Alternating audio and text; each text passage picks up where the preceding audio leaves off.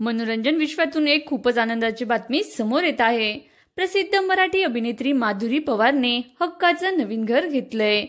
माधुरी पवारचं हे नवीन घर साताऱ्यात असून तिने सोशल मीडियावर पोस्ट शेअर करत ही आनंदाची बातमी सर्वांना दिली आहे। त्यामुळे सगळेच तिला नवीन घरासाठी शुभेच्छा देत आहेत।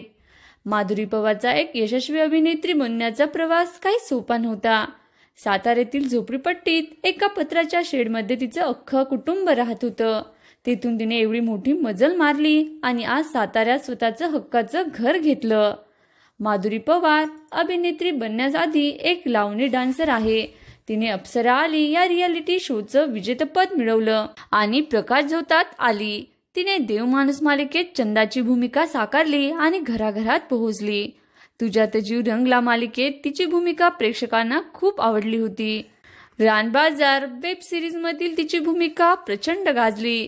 आता माधुरी पवार मराठी मनोरंजन विश्वातील एक प्रसिद्ध नाव आहे।